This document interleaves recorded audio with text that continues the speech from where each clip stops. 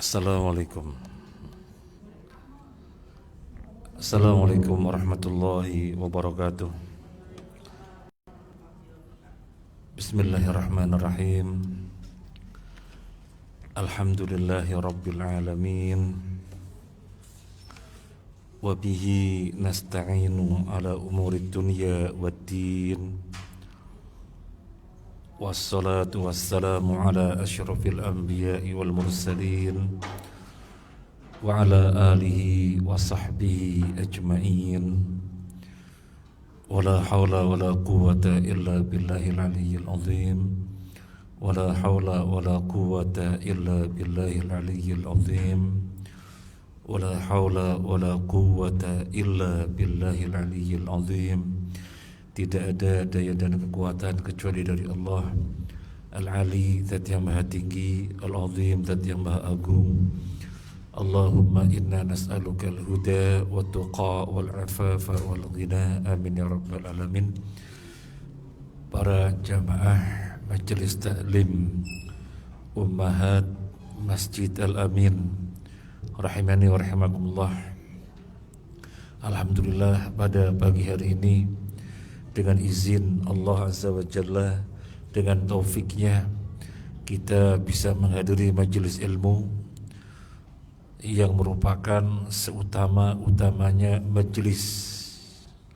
Karena perjalanan menuju majelis ilmu adalah perjalanan yang fadilahnya sangat besar sekali, yaitu proses menuju surga dimudahkan.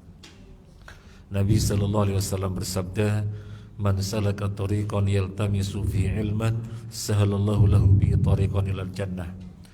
Barang siapa yang menempuh jalan, di situ dia menuntut ilmu, maka Allah akan mudahkan baginya jalan menuju surga.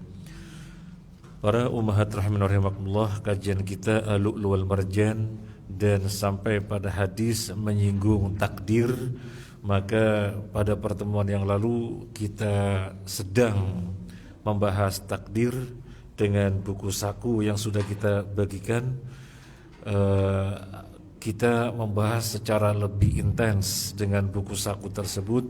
Harapannya pemahaman kita terhadap takdir semakin kuat, karena nanti kedepannya kita akan terus berjumpa dengan hadis-hadis yang terkait dengan takdir, sehingga sudah lebih kuat pemahamannya di awal, sehingga nanti tidak perlu mengulang-ulang lagi.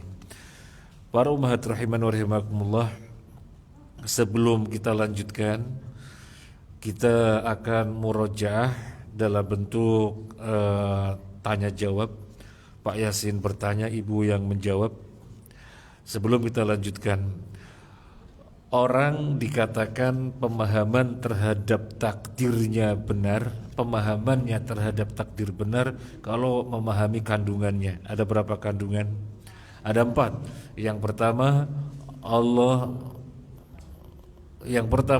mengetahui. Yang kedua Allah mencatat. Yang ketiga Allah menghendaki. Yang keempat Allah menciptakan. Ibu rahimani wa rahimakumullah, ibu semua berada di majelis ini sekarang ini dengan takdir Allah. Iya, dengan takdir Allah. Bagaimana ibu memahaminya dengan takdir Allah? Kandungan yang pertama, Allah mengetahui. Ini sudah diketahui oleh Allah. Kandungan yang kedua, Allah mencatat. Ini sudah dicatat di Lauhul Mahfuz. Kejadiannya baru sekarang, tetapi sudah dicatat di Lauhul Mahfuz. Kemudian yang ketiga, Allah menghendaki. Iya, Allah menghendakinya. Kemudian yang keempat, Allah menciptakan. Iya, tidak ada apapun di alam semesta merupakan ciptaannya, perbuatan apapun. Baik, sekarang kita lanjutkan.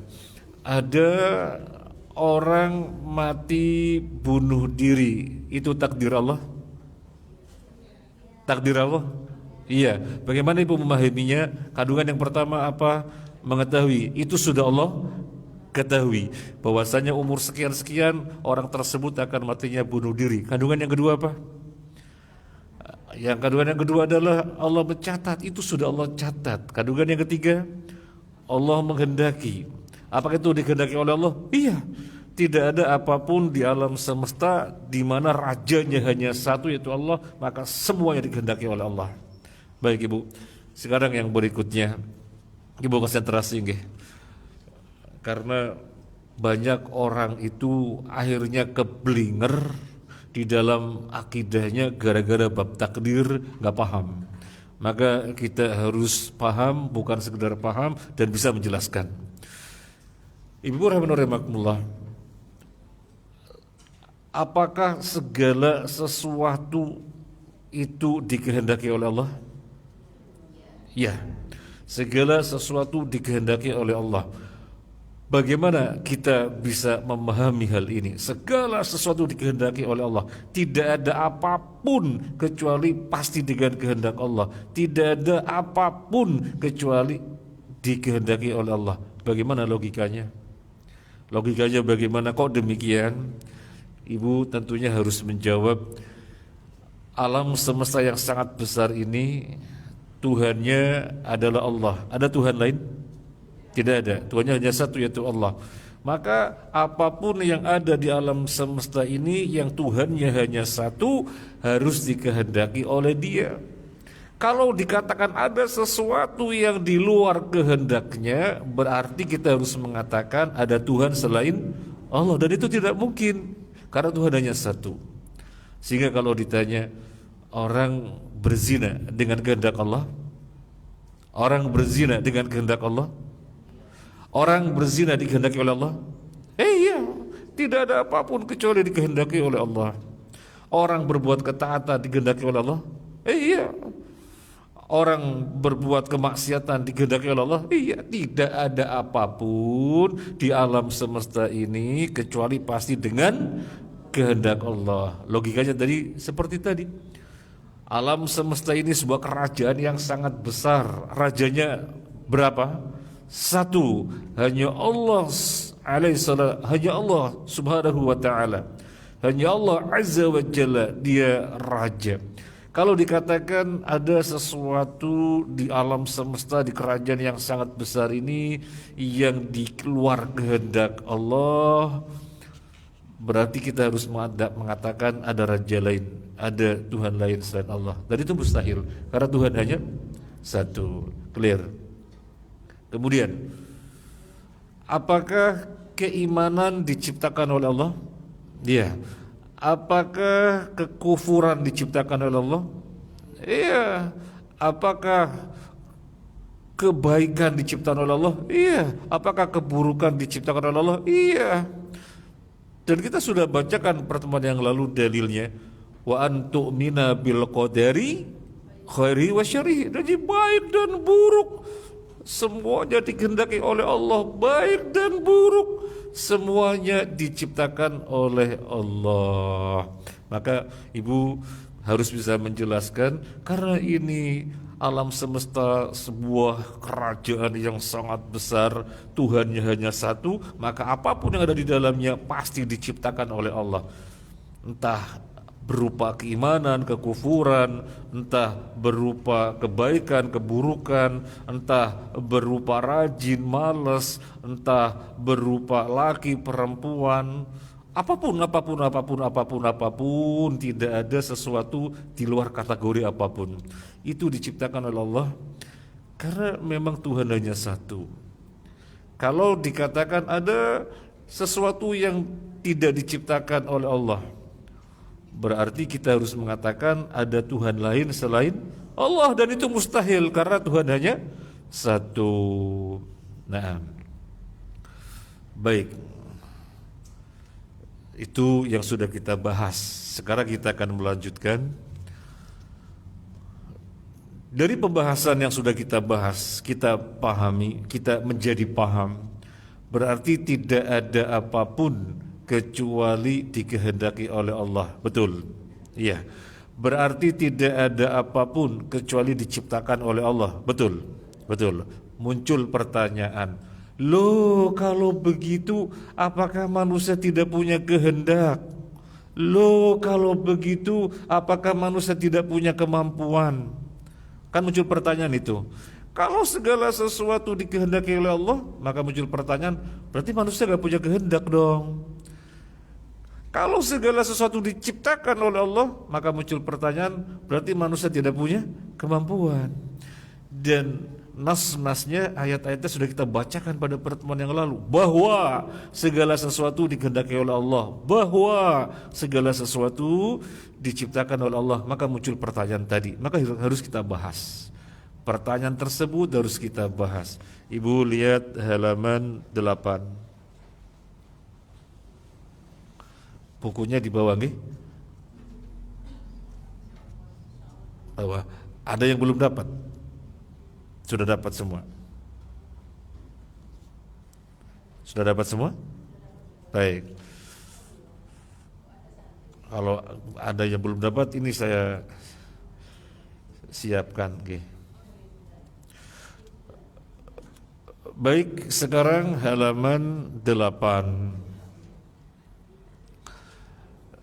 Apakah manusia tidak memiliki kehendak dan kemampuan? Ini pertanyaan yang muncul. Apakah manusia tidak memiliki kehendak dan kemampuan? Ini kan pertanyaan yang muncul.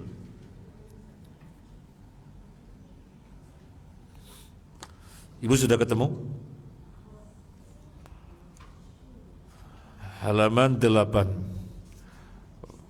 Pastikan semua sudah ketemu? Sudah. Karena ini butuh konsentrasi. Ini butuh konsentrasi.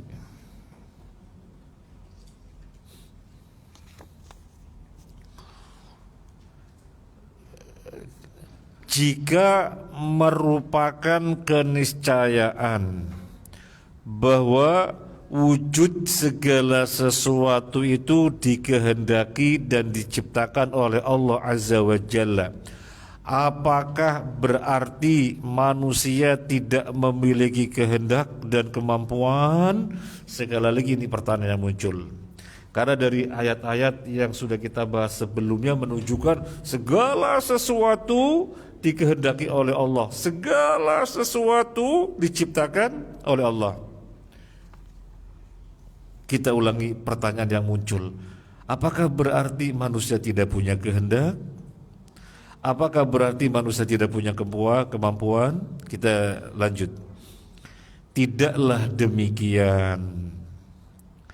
Manusia tetap memiliki kehendak dan kemampuan. Banyak ayat yang menunjukkan hal tersebut. Banyak ayat yang menunjukkan hal tersebut, yang menunjukkan manusia tetap punya kehendak, manusia tetap punya kemampuan. Surat Al-Baqarah 223. A'udzu billahi minasyaitonir rajim. Saya baca ayatnya, nanti dibantu Ibu baca terjemahnya.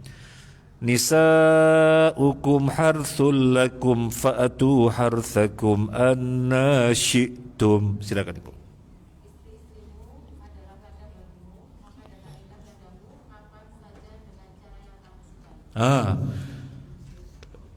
Wahai para suami, istri-istri kalian itu diumpamakan dengan ladang milik kalian.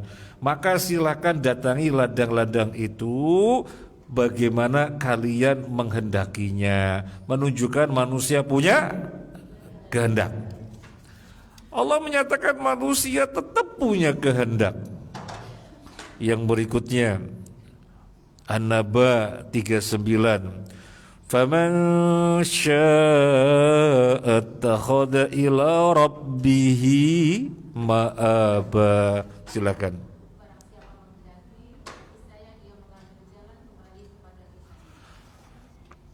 Banyak orang yang tidak mengambil jalan kepada Tuhannya, tetapi siapa yang menghendaki maka dia akan mengambil jalan kepada Tuhannya. Allah menegaskan manusia tetap punya kehendak. Yang berikutnya, la yukallifullahu nafsan illa wus'aha. Al-Baqarah 286. Menunjukkan manusia punya apa? kemampuan. Coba kita baca ayatnya. La yukallifullahu nafsan illa wus'aha. Silakan.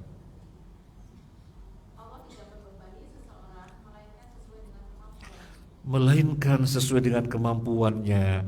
Allah menyatakan manusia punya kemampuan. Fattaqullaha mastata'tum. Surat At-Taghabun ayat 16.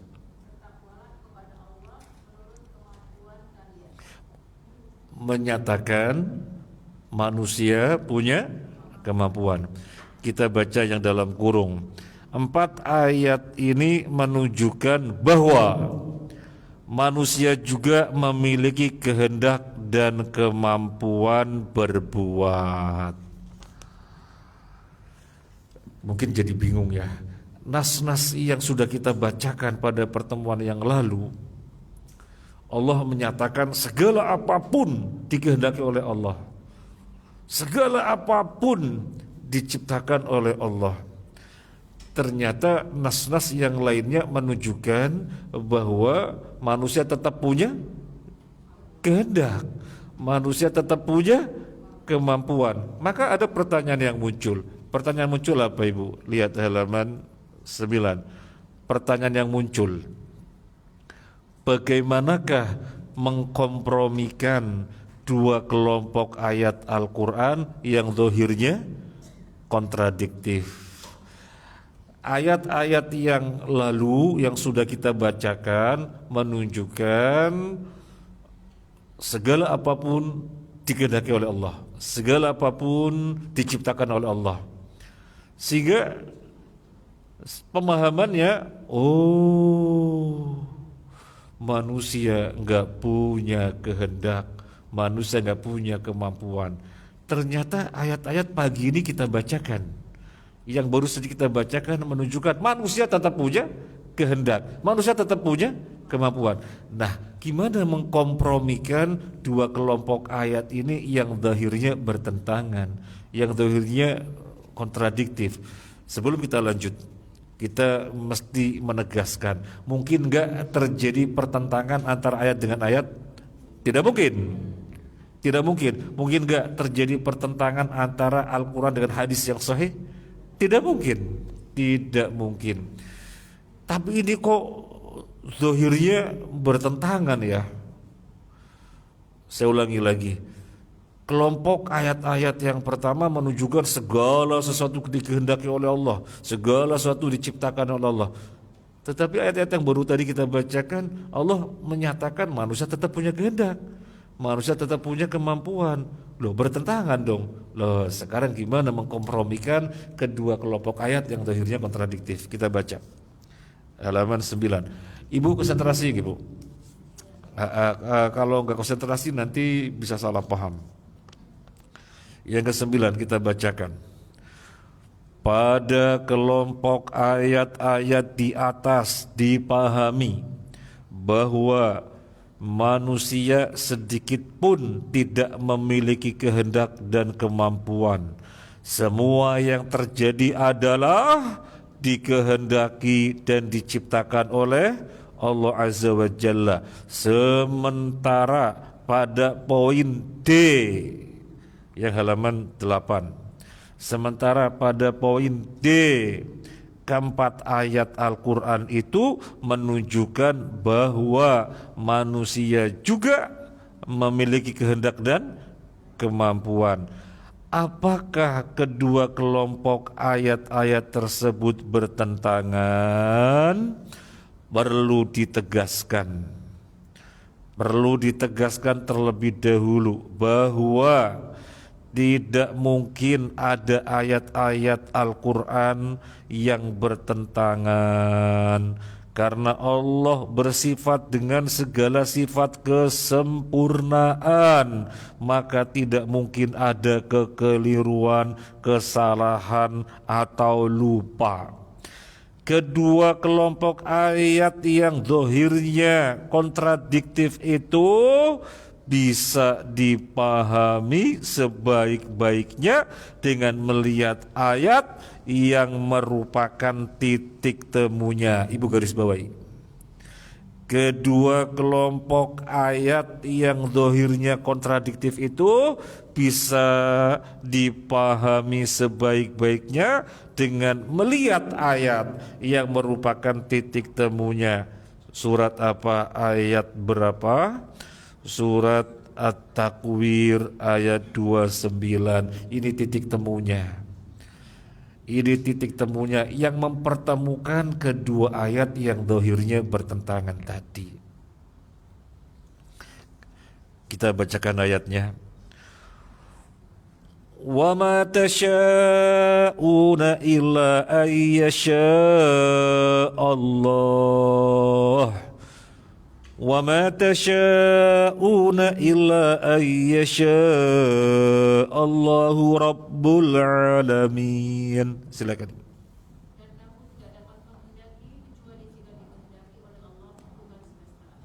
Ibu baca yang lebih pelan lagi.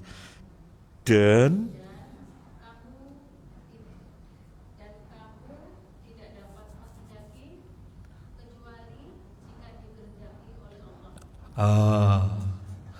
dan kamu tidak bisa menghendaki, dan kamu tidak dapat menghendaki kecuali jika dikehendaki oleh Allah.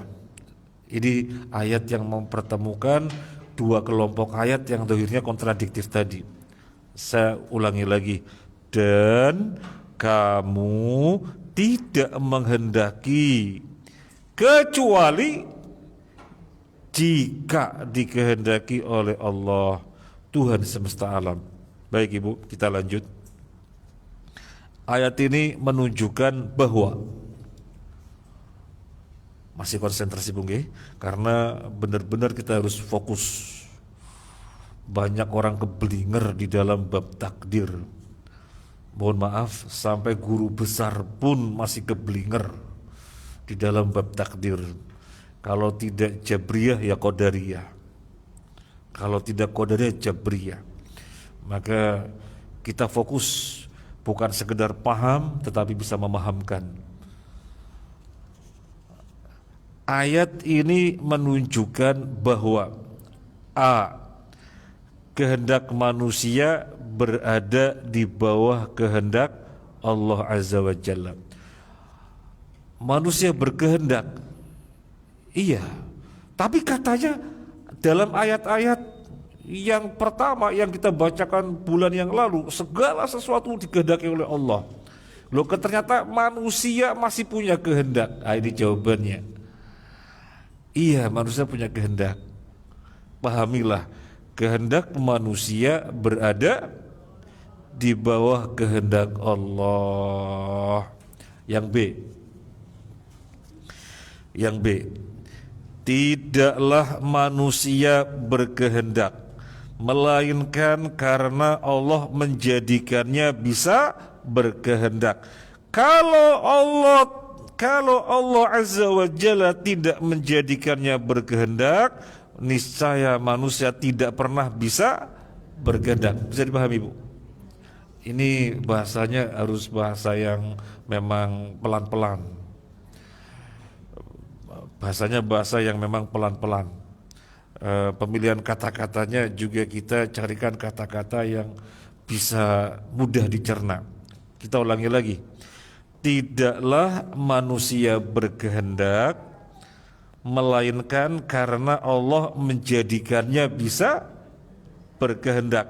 Kalau Allah Azza wa Jalla tidak menjadikannya berkehendak, niscaya manusia tidak pernah bisa berkehendak. Ibu punya kehendak? Iya. Kalau pertanyaannya, kenapa ibu bisa menghendaki?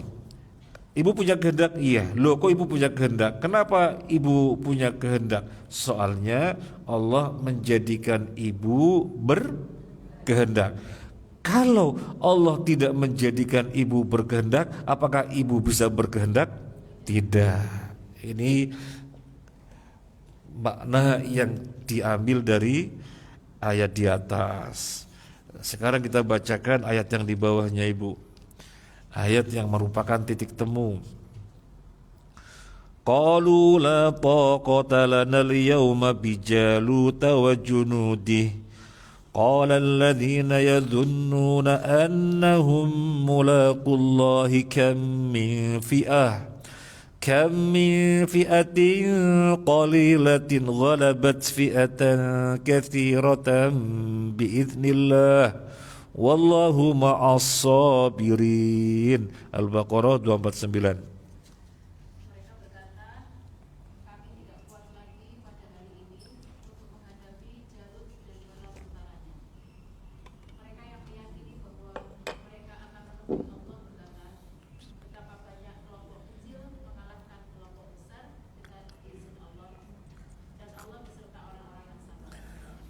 Barakallahu fiik.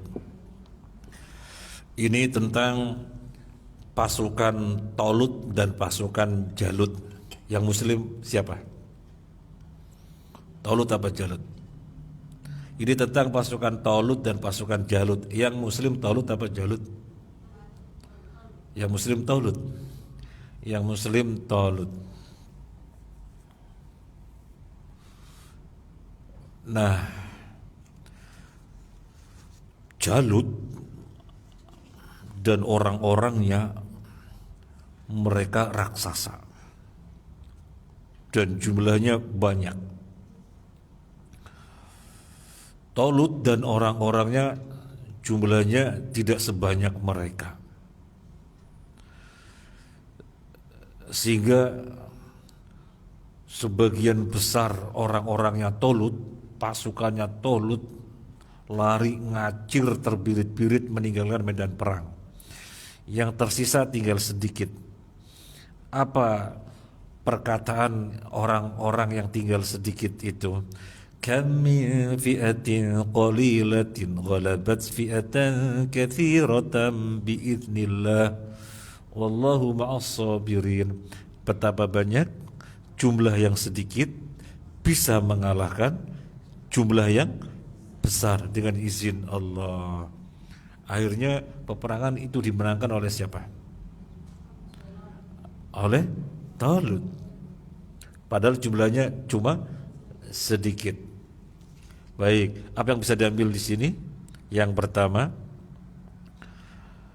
kemampuan manusia berada di bawah kemampuan Allah. Manusia punya kemampuan? Manusia punya kemampuan. Kalau manusia dengan kemampuannya mutlak, kalau manusia dengan kemampuannya bersifat mutlak, semestinya Talut dan Jalut yang menang siapa? Jalut. Tetapi kenyataannya Jalut kalah, yang menang Talut.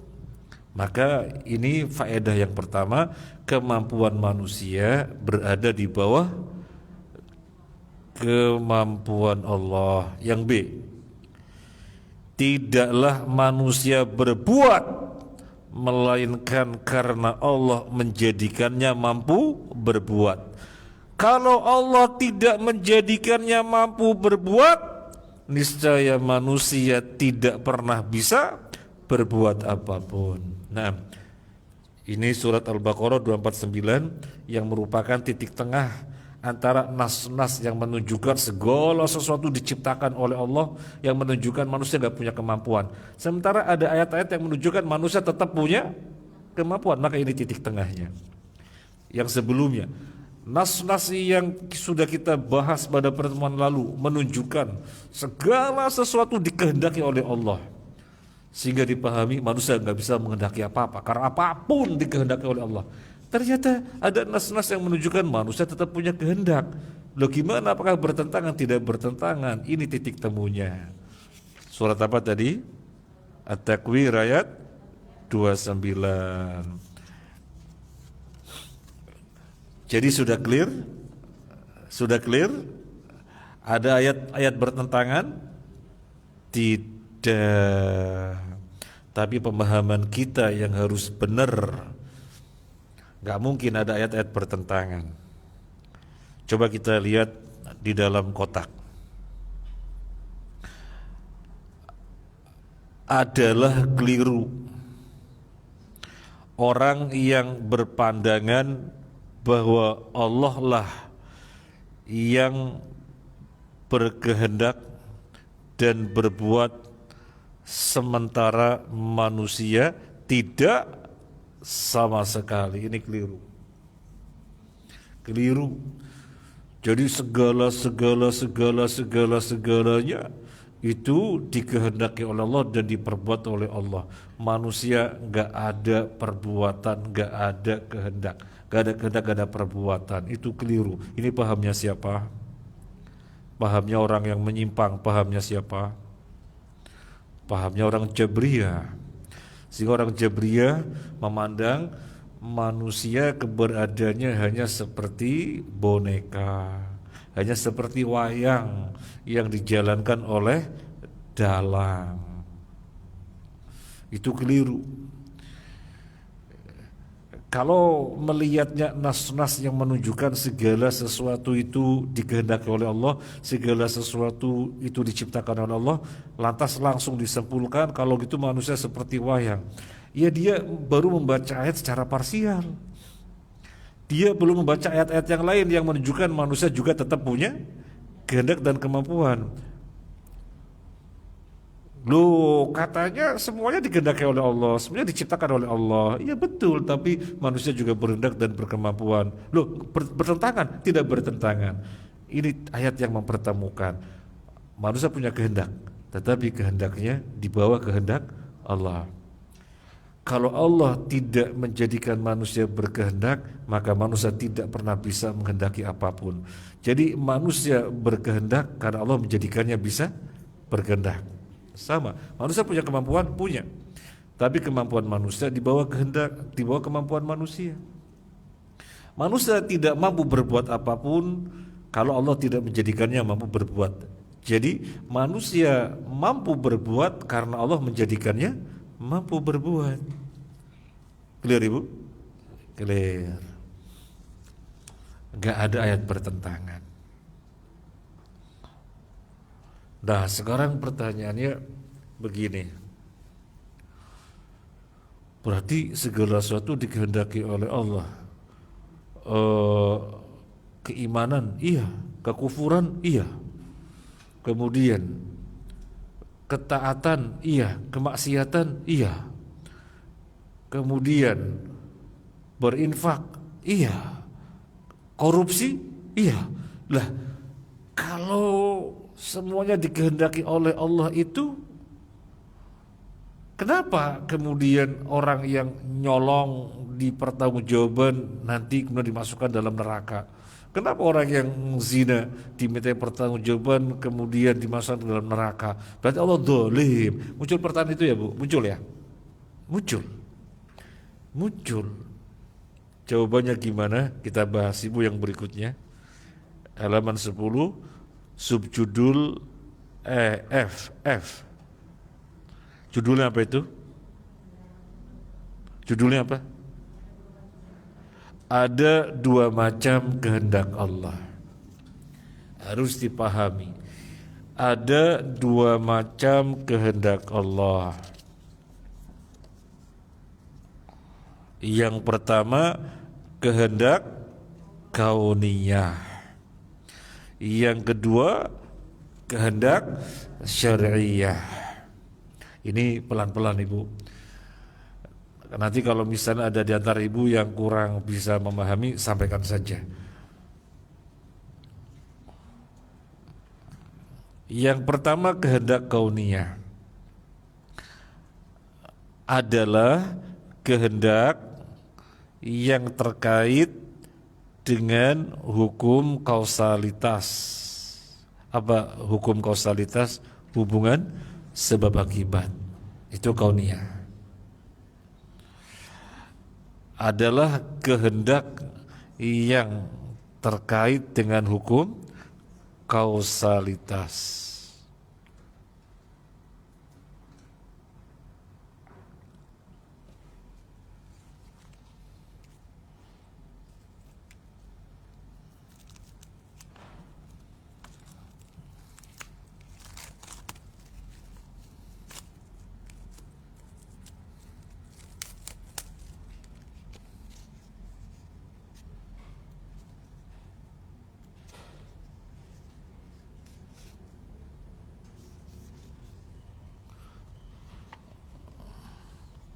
Sekarang kehendak syariah. Apa kehendak syariah? Adalah kehendak yang berkaitan dengan pahala dan dosa. Syariah adalah kehendak yang berkaitan dengan pahala dan dosa.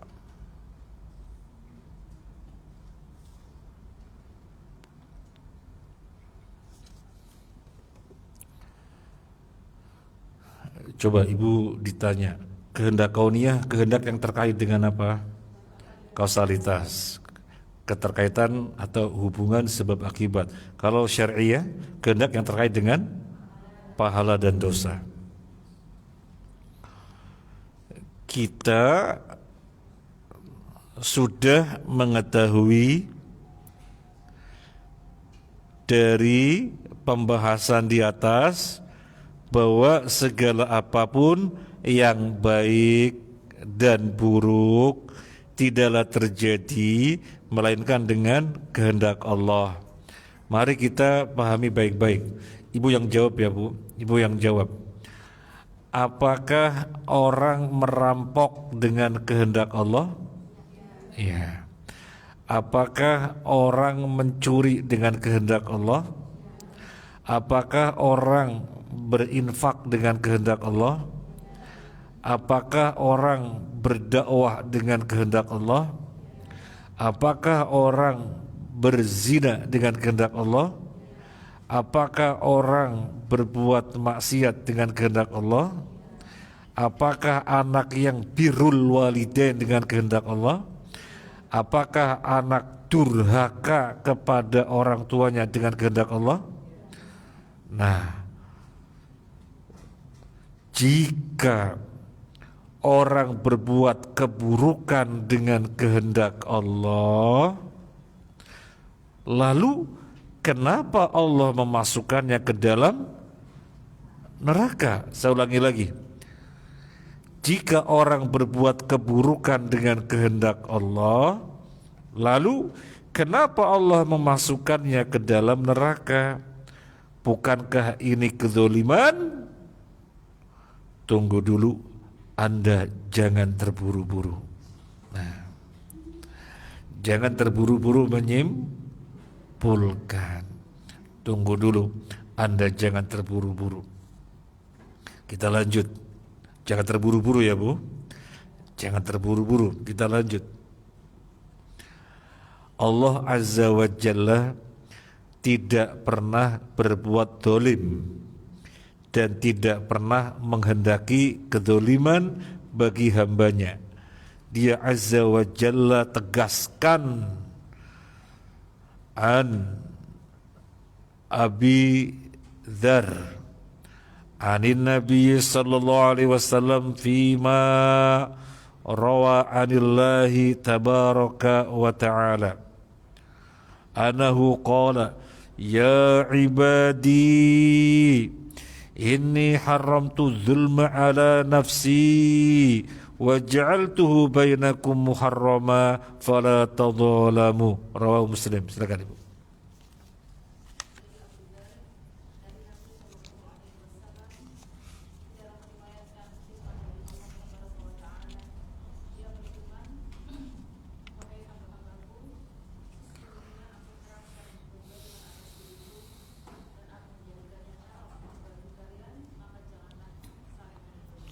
Ini hadis qudsi. Barakallahu fiik. Allah berfirman, wahai hamba-hambaku, aku haramkan kezaliman atas diriku dan aku jadikan kezaliman sesuatu yang diharamkan di antara kalian, maka janganlah kalian saling menzalimi. Mungkin gak Allah berbuat zalim? Mungkin gak Allah berbuat zalim? Tidak mungkin. Allah tegaskan tidak mungkin berbuat zalim. Tapi dari pertanyaan-pertanyaan di atas, orang berbuat zina dengan kehendak Allah, orang mencuri dengan kehendak Allah, orang durhaka kepada orang dengan kehendak Allah. Terus kenapa dimasukkan ke dalam neraka? Itu kan sudah dikehendaki oleh Allah. Kenapa kemudian dimasukkan ke dalam neraka? Wong sudah dikehendaki Allah kok. Apakah Allah gak zalim tuh?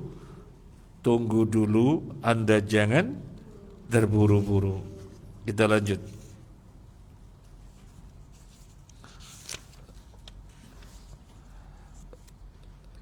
Ini satu ayat lagi untuk menegaskan tidak mungkin Allah berbuat zalim. Wa mallahu yuridu dzulman lil ibad. Surat Ghafir ayat 31. Dan Allah tidak menghendaki kezaliman bagi hamba-hambanya. Tidak mungkin Allah berbuat zalim. Kita lanjut. Pahamilah baik-baik tentang pembagian kehendak apa dan apa, qauliyah dan syariah. Ini jawabannya. Kalau kita paham qauliyah dan syariah, nggak ada kesimpulan, oh berarti Allah zalim. Nggak akan.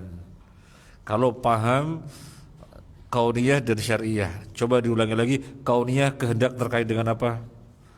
Hukum kausalitas. Kalau syariah pahala dan dosa. Coba kita lihat.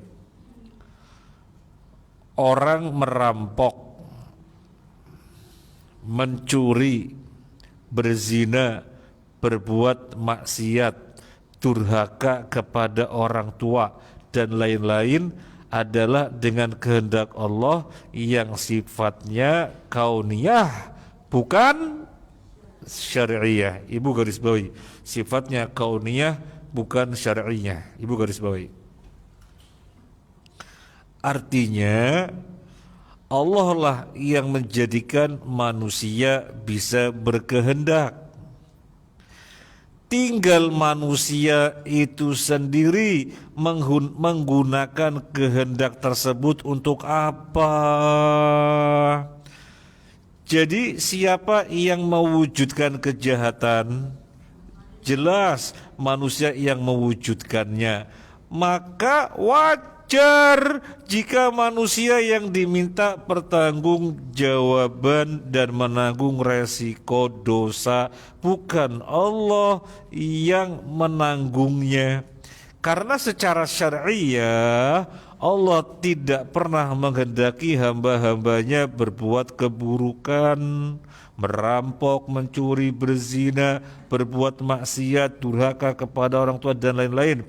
Allah tidak pernah menghendaki hamba-hambanya masuk neraka.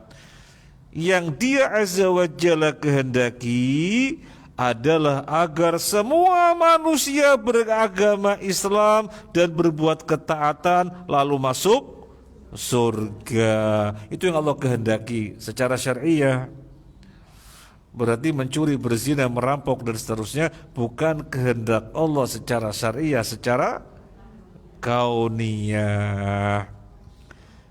Penegasan di bawahnya.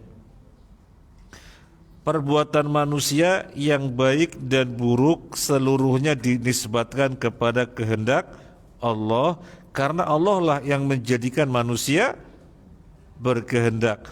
Selebihnya manusia yang menggunakan kehendak tersebut. Jika untuk kebaikan maka diberi pahala, dan jika untuk keburukan maka diberi dosa.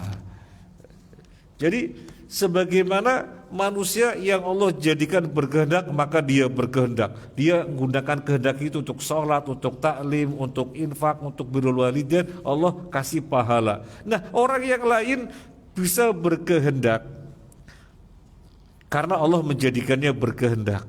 Kemudian dia menggunakan kehendak itu untuk nyolong, maling, dan yang lain-lainnya, maka Allah kasih dosa. Demikian. Tetapi kenapa nyolong, maling, zina, merampok, durhaka dinisbatkan kepada kehendak Allah? Iya, secara kauniyah dinisbatkan kepada kehendak Allah, bahwasanya semuanya dikehendaki oleh Allah. Iya, secara kauniyah, di mana Allah lah yang menjadikan mereka berkehendak, maka mereka bisa berkehendak. Kalau Allah tidak menjadikan mereka berkehendak, mana bisa mereka berkehendak. Jadi ketika mereka menghendaki apa-apa dikatakan dengan kehendak Allah secara kauniyah, hukum kausalitas, di mana Allah lah yang menjadikan mereka menghendaki. Clear Ibu? Clear. Clear? Clear. Jadi kalau ditanya orang nyolong, merampok, kemudian mencuri, korupsi dengan kehendak Allah, iya, itu takdir Allah. Iya, kok takdir Allah? Ya jelas. Kalau ibu ditanya, itu takdir Allah? Ya jelas, takdir Allah. Loh, kok takdir Allah? Yang pertama, Allah sudah mengetahuinya. Sudah, bahwa orang itu akan korupsi, Allah sudah mengetahuinya. Perkara yang sudah Allah ketahui dan Allah mencatatnya di Lauhul Mahfuz. Dan itu kehendak Allah. Iya, secara kauniyah, di mana Allah menjadikan dia berkehendak, maka dia pun berkehendak. Apapun yang dia kehendaki, ya terwujud. Siapa yang berbuat? Dia, maka dia yang bertanggung jawab. Sebagaimana orang yang lain, Allah menjadikannya berkehendak, maka dia berkehendak. Dia menghendaki apapun. Kemudian dia berbuat ketaatan, ya Allah beri pahala. Sama. Orang yang menggunakan kehendak yang Allah ciptakan padanya, ketika digunakan untuk kemaksiatan Allah kasih dosa. Maka orang yang Allah jadikan berkehendak sehingga dia menghendaki apapun dan dia gunakan kehendak tersebut untuk kebaikan, Allah kasih pahala. Jadi orangnya yang dimintai pertanggungjawaban karena dia yang berbuat menggunakan kehendak tersebut. Allah tidak dimintai pertanggungjawaban. Ibu, jadi dikatakan dinisbatkan kepada kehendak Allah secara kauniyah. Clear Ibu? Clear. Mungkin lebih untuk memahami, lebih untuk mudah memahami barangkali begini. Barangkali untuk lebih memudahkan pemahaman. Ibu, adanya penyembelihan orang itu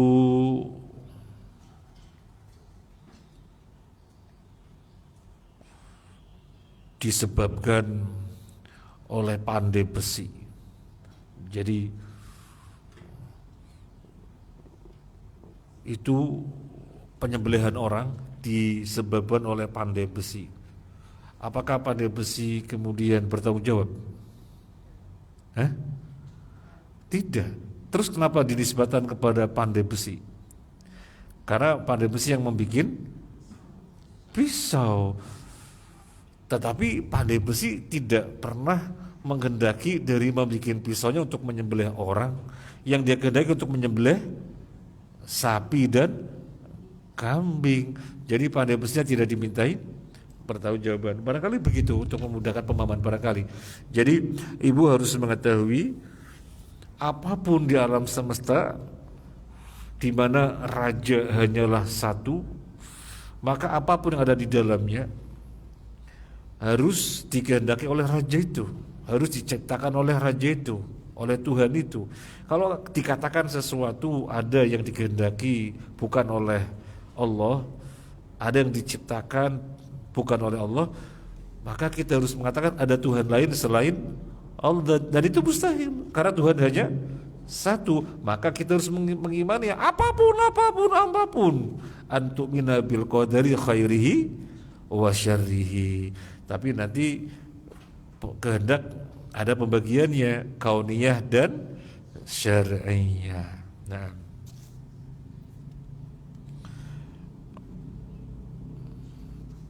sekarang sebelum dilanjut, ibu ditanya ya Bu. Ibu ditanya,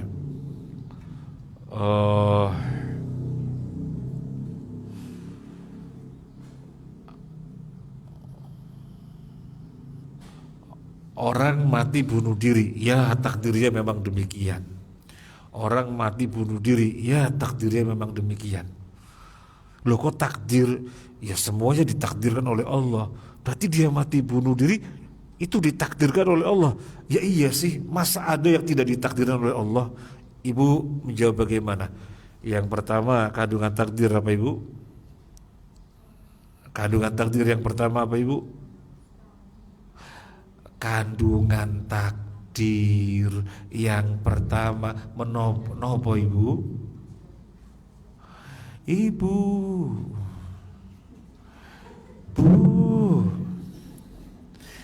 kandungan takdir yang pertama Allah mengetahui. Hal itu sudah Allah ketahui. Hal itu sudah Allah ketahui. Karena Allah mengetahui apapun yang akan terjadi sampai hari kiamat, serinci-rincinya. Orang itu akan mati bunuh diri, Allah sudah tahu. Ini kandungan takdir yang pertama. Kandungan takdir yang kedua, catat, itu sudah Allah catat.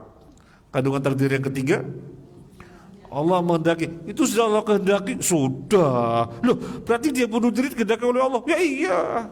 Kok dimasukkan neraka orang bunuh diri? Kehendak ada dua, Bung. Kehendak apa dan apa? Kauniyah dan syariah. Ini kehendak kauniyah. Dikatakan kehendak Allah secara kauniyah, artinya secara kausalitas, di mana Allah lah yang menjadikan dia berkehendak sehingga dia bisa menghendaki apapun. Coba kalau Allah tidak menjadikannya berkehendak, apakah dia bisa berkehendak? Tidak. Sayangnya dia gunakan kehendak itu untuk bunuh diri. Yang berani berbuat berani bertanggung jawab. Clear, Ibu? Kemudian yang keempat, kandungan takdir yang keempat apa? Menciptakan. Jadi apapun yang ada di alam semesta itu diciptakan oleh Allah. Termasuk perbuatan-perbuatan manusia diciptakan oleh Allah. Loh, kok diciptakan oleh Allah? Kok diciptakan oleh Allah? Ya iya. Masa ada sesuatu yang tidak diciptakan oleh Allah? Kalau begitu Anda harus mengakui ada Tuhan lain selain Allah. Padahal Tuhan hanya satu, maka segala apapun diciptakan oleh Allah. Berarti kebaikan dan keburukan, iya, kebaikan keburukan semuanya diciptakan oleh Allah. Tetapi kemudian Allah sudah memberikan rambu-rambu, ambil yang baik-baik, ini jalannya ke sorga, jangan yang buruk, jalannya ke neraka. Ini kambing, ini babi, ente sembelih kambing, jangan sembelih babi. Clear, Ibu? Clear. Saya berharap pembahasan ini tidak bulat. Tidak bulat. Ibu bilang tidak bulat, saya lebih senang. Tidak bulat? Iya, enggak jelas.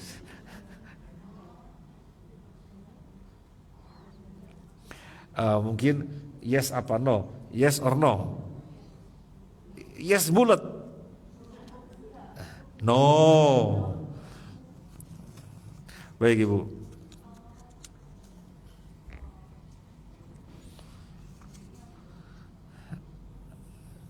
Sampai sini sudah bisa ditangkap, Ibu? Sudah, alhamdulillah. Kalau sudah, kita akan lanjutkan pembahasannya. Lanjut.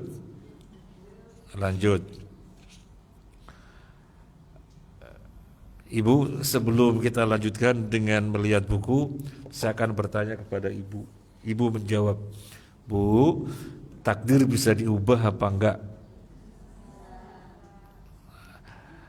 Saya ulangi lagi pertanyaannya, Ibu, takdir bisa diubah apa enggak? Bisa. Baik, sekarang saya akan bongkar-bongkar maklumat yang Ibu sudah punya. Apakah segala sesuatu sudah Allah ketahui? Ibu jawab, iya. Karena tidak ada apapun pasti Allah sudah mengetahuinya, meskipun itu belum terjadi. Kemudian segala sesuatu yang sudah Allah ketahui, segala sesuatu yang sudah Allah ketahui, Allah catat di Lauhul Mahfuz. Nah, mungkin enggak sesuatu terjadi tidak sama dengan catatannya? Saya ulangi lagi, mungkin enggak sesuatu terjadi tidak sama dengan catatannya? Kalau Ibu bilang mungkin, berarti ilmu Allah salah dong. Padahal yang dicatat berdasarkan ilmunya. Yang Allah catat di Lauhul Mahfuz berdasarkan ilmunya. Ilmu Allah mungkin salah apa tidak? Ibu, ilmu Allah mungkin salah apa tidak? Ibu, ilmu Allah mungkin salah apa tidak? Tidak mungkin salah, sehingga kemudian Allah mencatat berdasarkan ilmunya pasti terjadi sesuai dengan yang sudah Allah ketahui, yang sudah Allah catat di Lauhul Mahfuz itu. Gak mungkin tidak sama. Kalau dikatakan takdir bisa diubah, kalau dikatakan takdir bisa diubah, berarti ibu akan mengatakan ilmu Allah salah. Ibu nyambung logika saya apa enggak? Nyambung. Baik, nggak, ya kita nanti akan bahas, Ibu. Kita nanti akan bahas. Ibu gak usah jauh-jauh dulu. Nanti kita akan bahas. Ibu ngikuti yang saya sampaikan. Kalau dikatakan takdir bisa diubah, padahal segala sesuatu sudah Allah ketahui dan sudah Allah catat. Loh kok bisa diubah? Kalau kita akan mengatakan takdir bisa diubah, berarti ilmu Allah salah. Logikanya begitu, ya Bang Bu? Kalau takdir bisa diubah, berarti kita harus mengatakan ilmu Allah ada yang salah, kan begitu Bu? Berarti sampai di sini kita katakan takdir tidak bisa diubah. Takdir nggak bisa diubah. Karena kalau takdir bisa diubah, kita harus mengatakan ilmu Allah salah. Padahal tidak mungkin ilmu Allah salah. Tapi kan Nabi bersabda, man ahabba ayyub satalahu fi rizqihi wa ayyun salahu fi athari falyasil rahimahu. Barang siapa yang ingin umurnya dipanjangkan, rizkinya dilapangkan, maka bersilaturahimlah. Ini kan menunjukkan silaturahim bisa memanjangkan umur, bisa melapangkan rizki. Berarti takdir bisa diubah. Oh iya ya, ini hadis menunjukkan takdir bisa diubah.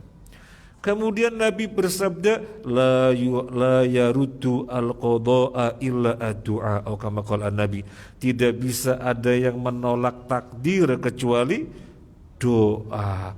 Oh, doa bisa menolak takdir. Berarti takdir bisa diubah. Tetapi kepada maklumat yang tadi Ibu sudah ketahui, maklumat yang dari awal Ibu sudah ketahui, bahwasanya segala apapun sudah ditakdirkan, di mana segala apapun sudah Allah ketahui, sebelum kejadiannya sudah Allah ketahui dan sudah Allah catat, dan pasti terjadi sesuai dengan yang Allah ketahui dan yang sudah Allah catat. Kalau dikatakan takdir bisa diubah, berarti ilmu Allah salah, catatannya salah. Begitu ya Bu, nyambungnya ya Bu? Nyambungnya begitu ya Bu? Nah, ini akan kita bahas Ibu, akan kita bahas. Dan kita nggak boleh sekedar paham, kita harus bisa memahamkan. Kita nggak boleh harus sekedar sudah jelas, sudah, tapi kita harus bisa menjelaskan.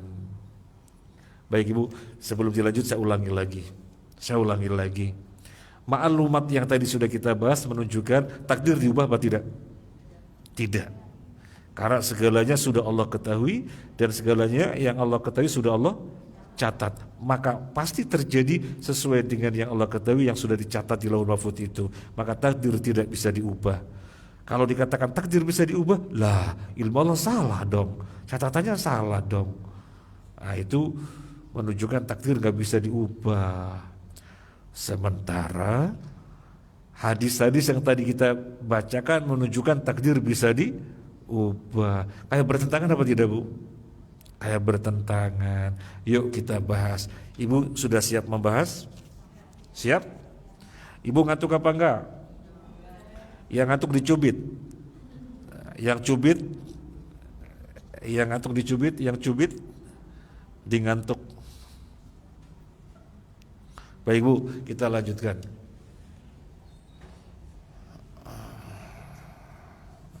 Halaman berapa Bu?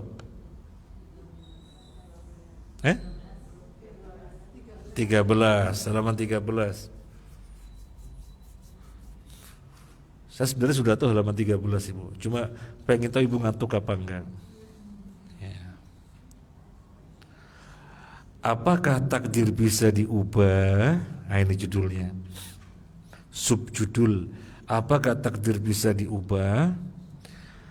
Kita sudah membahas di atas bahwa apapun yang akan terjadi hingga hari kiamat, Allah Azza wa Jalla telah mengetahuinya dan mencatatnya di Lauhul Mahfuz sejak 50.000 tahun sebelum menciptakan langit dan bumi, dalam pengertian bahwa semua yang Allah catat adalah berdasarkan ilmunya, karena ilmunya meliputi segala sesuatu yang belum terjadi.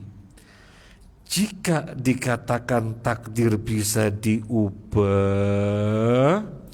maka bisa dipahami bahwa apa yang Allah Azza wa Jalla catat dalam Lauhul Mahfuz itu keliru, dan ini mustahil karena tidak mungkin ilmu Allah atas segala sesuatu itu keliru. Lalu apa yang lebih tepat untuk kita katakan? Lalu apa yang lebih tepat untuk dikatakan? Yang lebih tepat ada suatu takdir tertentu yang Allah Azza wa Jalla kaitkan dengan ikhtiar. Ibu garis bawahi, ini yang lebih tepat untuk dikatakan. Bukan takdir bisa diubah, bukan, tapi yang lebih tepat untuk dikatakan ada suatu takdir tertentu yang Allah Azza wa Jalla kaitkan dengan ikhtiar. Ibu garis bawahi, sudah? Atau stabilo ya Bu?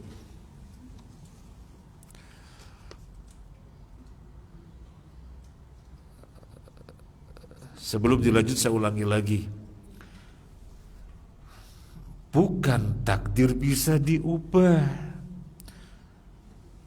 tetapi yang lebih tepat untuk dikatakan ada takdir tertentu yang Allah kaitkan dengan ikhtiar. Baik, kita lanjut. Nabi sallallahu alaihi wasallam bersabda dalam hadis Anas bin Malik, anna Rasulullah sallallahu alaihi wasallam qala man ahabba ayyubsata lahu fi rizqihi wa yunsa'alahu fi athari falyasil rahimahu. Rawal Bukhari Muslim. Silakan Ibu.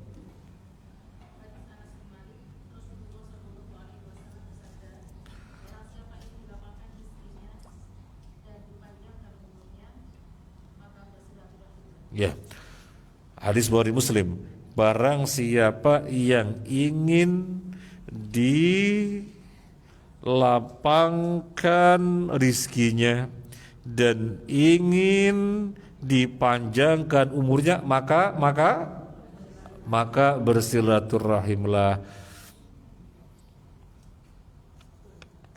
Hadis ini menunjukkan, Ibu ikuti nggih.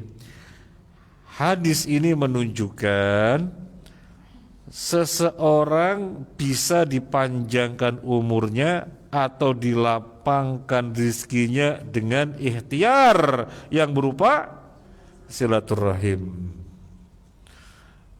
Hadis ini menunjukkan seseorang bisa dipanjangkan umurnya dan dilapangkan rizkinya dengan ikhtiar yang berupa silaturahim.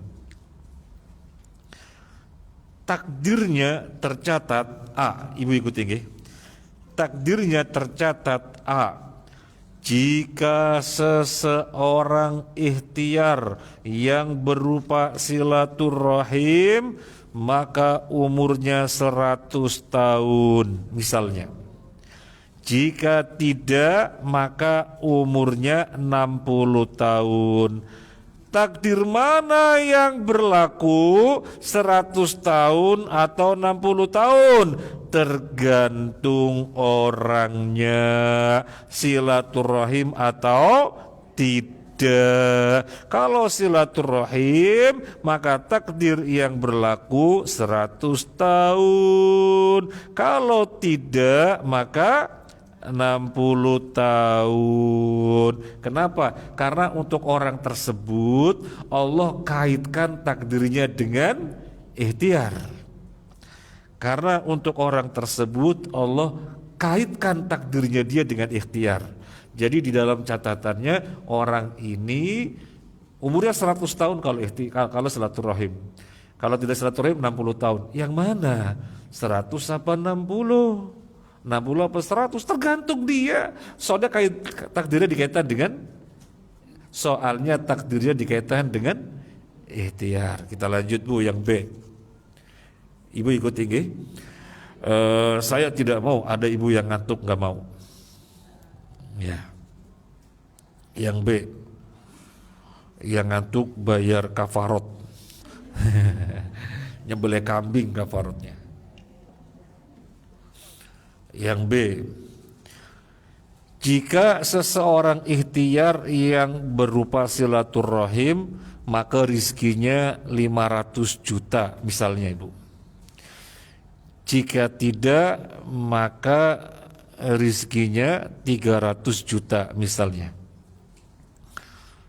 Takdir mana yang berlaku 500 juta atau 300 juta? Tergantung orangnya, silaturahim atau tidak. Kalau silaturahim, maka takdir yang berlaku 500 juta. Jika tidak, maka 300 juta. Kenapa? Soalnya orang tersebut takdirnya dikaitkan dengan ikhtiar. Soalnya orang tersebut takdirnya dikaitkan dengan ikhtiar. Kita lanjut Ibu. Kita lanjut. Bersabar ya Bu ya. Kita pelan-pelan Bu. Demikian juga hadis berikut ini kita bacakan. Demikian juga hadis berikut ini.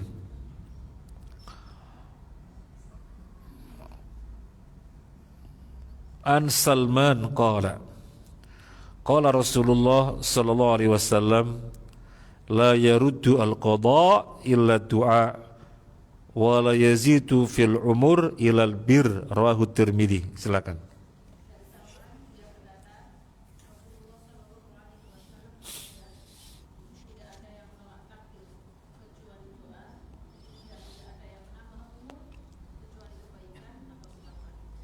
Ya, tidak ada yang menolak takdir kecuali doa, dan tidak ada yang menambah umur kecuali kebaikan. Maksudnya silaturahim. Hadis ini menunjukkan bahwa ada takdir seseorang dikaitkan dengan ikhtiar yang berupa doa. Takdirnya tercatat, ya, untuk seseorang takdirnya tercatat A. Jika seseorang ikhtiar yang berupa doa, maka bisnisnya lancar misalnya. Jika tidak, maka gagal. Takdir mana yang berlaku, bisnisnya lancar atau gagal, tergantung orangnya, berdoa atau tidak. Kalau berdoa, maka takdir yang berlaku bisnis lancar. Kalau tidak, maka gagal. Karena orang tersebut takdirnya dikaitkan dengan ikhtiar. Yang B, Ibu, yang B, lihat. Jika seseorang ikhtiar yang berupa doa, maka umurnya panjang misalnya. Jika tidak, maka umurnya pendek. Takdir mana yang berlaku, panjang atau pendek? Tergantung orangnya, berdoa atau tidak. Kalau berdoa, maka takdir yang berlaku panjang. Kalau tidak, maka umurnya pendek. Jadi bukan takdir bisa diubah, tetapi ada suatu takdir tertentu pada seseorang yang Allah kehendaki yang dikaitkan dengan ikhtiar, sebagaimana dikatakan oleh Umar bin Khattab radhiyallahu an, na'am nafirru min qadarillah ila qadarillah, riwayat Bukhari Muslim. Apa kata Umar bin Khattab? Ya, saya lari dari takdir Allah menuju takdir Allah yang lainnya. Ini ucapan Umar bin Khattab menunjukkan ada takdir yang dikaitkan dengan ikhtiar. Baik Ibu, sebelum dilanjut saya mau bertanya kepada Ibu sebelum dilanjut. Bu, kita tahu apa enggak kalau kaitannya dengan rizki, takdir kita dikaitkan dengan ikhtiar atau tidak? Kita tahu apa enggak? Wah, Ibu belum jelas pertanyaannya. Ibu, terkait dengan rizki, kita tahu apa enggak Allah mengkaitkan takdir kita dengan ikhtiar atau tidak dengan ikhtiar? Kita tahu apa enggak? Ibu kelihatannya belum nyambung ya Bu ya. Saya ulangi lagi pertanyaannya. Apakah kita tahu takdir kita misalnya terkait rizki, misalnya tentang rizki, Allah kaitan dengan ikhtiar atau tidak Allah kaitan dengan ikhtiar? Kita tahu apa enggak? Hah? Kok tahu sih? Ibu ini Ibu tahu lagi bertanya. Kita tahu nggak takdirnya kita di atas ikhtiar apa enggak? Kita tahu apa enggak? Ya mana kita tahu takdir? Takdir itu ada di Lauhul Mahfuz. Mana tahu kita takdir? Saya ulangi lagi pertanyaannya. Kita tahu nggak kalau takdir kita misalnya tentang rezeki dikaitkan dengan ikhtiar atau tidak dikaitkan? Kita tahu apa enggak? Ya tidak tahu. Kita tidak tahu, yang terpenting kita ikhtiar. Kalau ternyata takdirnya dikaitkan dengan ikhtiar, terjadilah seperti yang diikhtiarkan. Kalau tidak dikaitkan dengan ikhtiar, ya bagaimanapun ya hanya satu ketetapan. Contoh gini Bu. Jadi contoh takdir kita tidak dikaitkan dengan ikhtiar. Jadi begini, misalnya si fulan A umurnya 60 tahun. Dia silaturahim kayak apapun hebatnya silaturahim, ya tetap 60. Tidak silaturahim ya 60. Soalnya takdirnya tidak dikaitkan dengan ikhtiar. Dia takdirnya tidak dikaitkan dengan ikhtiar. Maka ikhtiar kayak apapun, silaturahim kayak apapun gak ngefek karena tidak dikaitkan dengan ikhtiar. Pertanyaannya, apakah ikhtiar dia yang berupa silaturahim sia-sia? Ya tidak sia-sia. Itu suatu amalan kebaikan yang Allah beri pahala.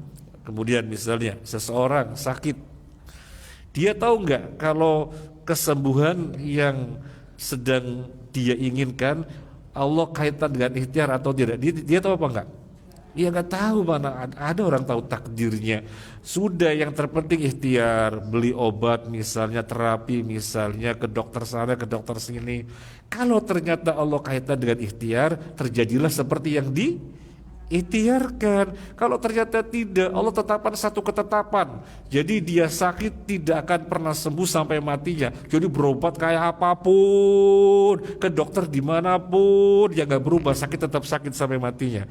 Karena tidak dikaitkan dengan ikhtiar. Pertanyaannya, apakah ikhtiarnya dia berobat kemana sia-sia? Ya tidak sia-sia.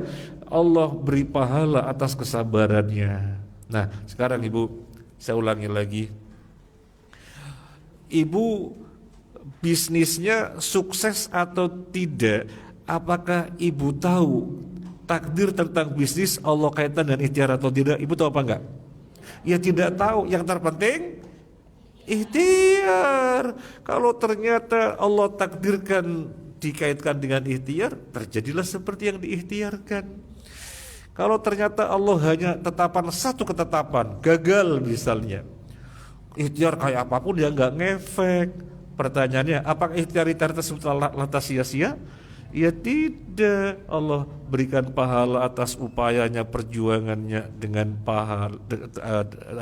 pahala dengan kesabaran tersebut. Demikian Ibu. Jadi ada gak manusia yang tahu takdirnya dikaitan dengan ikhtiar atau tidak? Ada manusia yang tahu? Ya tidak ada. Wis, yang terpenting ikhtiar. Clear Ibu? Clear. Ini sebenarnya tanggung sekali, karena terkait dengan ini sangat erat dan harus dibahas. Kalau tidak dibahas nanti bisa salah paham. Nambah 5 menit gak apa-apa ya Bu ya? Ya sampai menghabiskan poin J. Ya.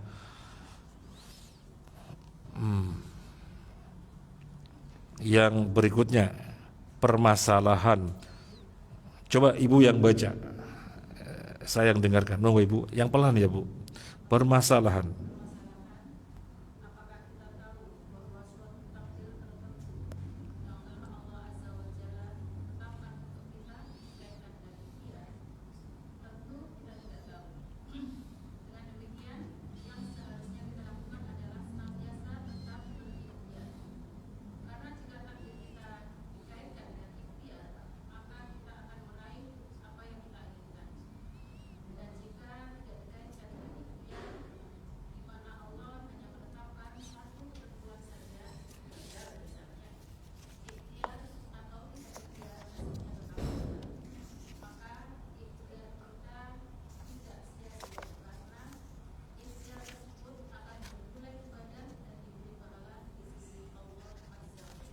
Clear Ibu? Clear, baik. Yang berikutnya pelan-pelan lagi. Mau Ibu? Ya.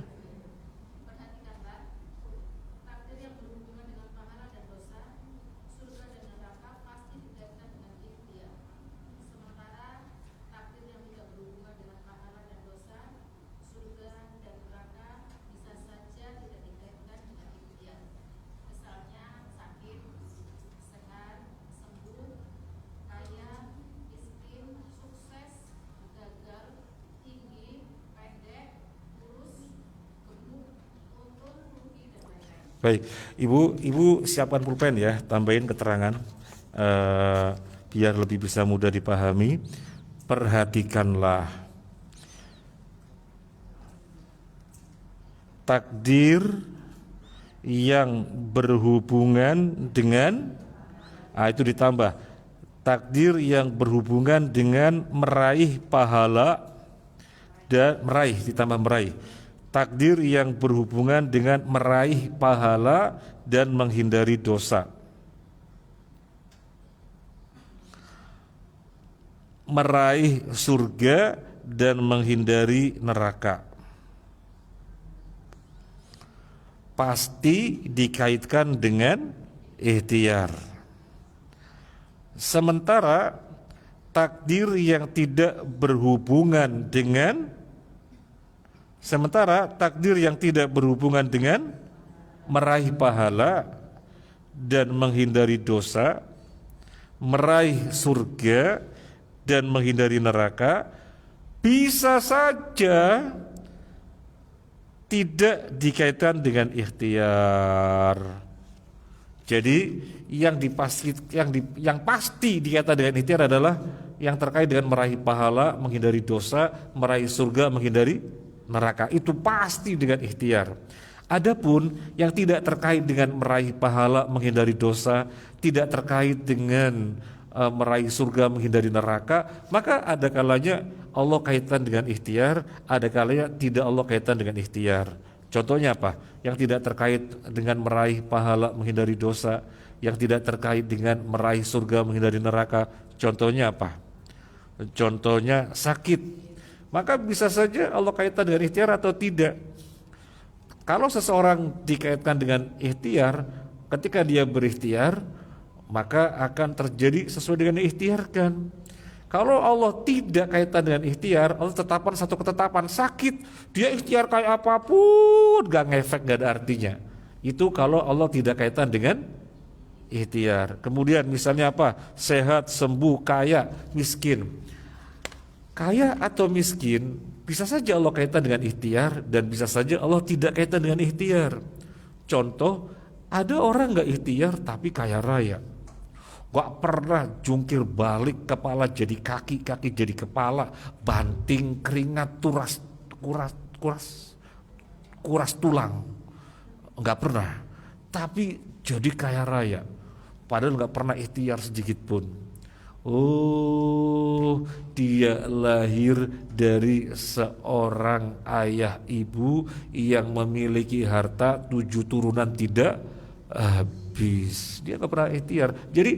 Jadi selain yang terkait meraih surga, menghindari neraka, selain yang terkait meraih pahala, menghindari dosa, bisa saja dikaitkan dengan ikhtiar, bisa saja tidak dikaitkan dengan ikhtiar.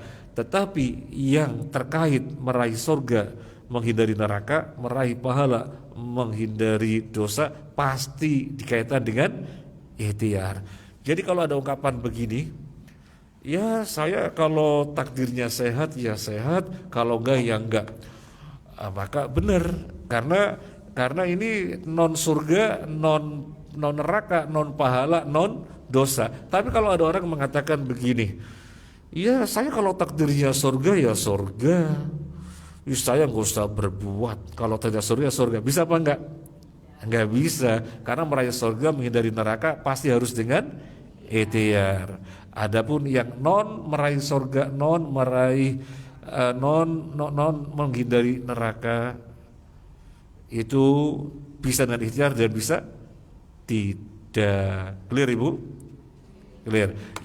Yang paling terakhir sekarang, yang paling terakhir. Kalau tadi kan terakhir, ini paling terakhir. Nanti mungkin ada terakhir sekali. Ya, Ibu, kalau misalnya ada Ustadz Kiai mengatakan takdir bisa diubah, itu perkataan Ustadz tidak salah, perkataan Pak Kiai tidak salah. Loh gimana sih? Wong tadi sudah kita bahas, itu kan berarti keliru. Kalau Ustadz mengatakan tidak salah, kita katakan gini Bu, itu perkataan tidak salah. Jadi yang dimaksud Ustadz Kiai ketika mengatakan takdir bisa diubah, itu pada sisi malaikat. Karena malaikat belum tahu. Malaikat belum tahu ini takdirnya yang mana, 60 apa 100, sehat apa sembuh, gagal apa sukses. Malaikat belum tahu, malaikat baru tahu setelah hamba berbuat bagaimana. Tetapi di sisi Allah Allah sudah tahu apakah yang 60 atau 100, Allah sudah tahu. Jadi yang dimaksud bisa diubah itu yang ada pada sisi malaikat. Clear. Baik. Sudah selesai alhamdulillah, semoga bermanfaat. Ada yang bertanya? Tidak ada. Ya. Gak ada kan Bu? Tapi begini, saya nggak mau Ibu bertanya kecuali yang terkait dengan takdir yang sekiranya masih kabur. Yang sudah kita bahas ada yang masih kabur apa enggak? Apa sepenuhnya sudah dipahami? Alhamdulillah ya. Jadi nanti kalau Ibu menjumpai sebagian kaum muslimin yang masih bingung, semoga Ibu bisa menjelaskan dengan penjelasan yang baik, sehingga paham juga, nggak bingung. Soalnya suka-suka orang itu bingung ya. Jadi di banyak tempat ketika berbicara tentang takdir, nanti kesimpulannya bingung, tahu gelap gitu, macam-macam ungkapannya ya. Nah, itu karena belum paham. Ibu mohon maaf, yang akan datang masih dilanjutkan ya Bu ya, biar sekalian sempurna pembahasan tentang takdir pada buku saku ini ya, biar sekalian sempurna selesai. Baik Ibu, benar nggak datangnya? Benar, nggak ada yang nanya? Enggak ya? Jazakallahu khairan, terima kasih banyak, semoga bermanfaat. Mohon maaf atas hal-hal yang kurang berkenan. Subhanakallahumma wa bihamdika asyhadu an la ilaha illa anta astaghfiruka wa atubu ilaik. Assalamualaikum warahmatullahi wabarakatuh.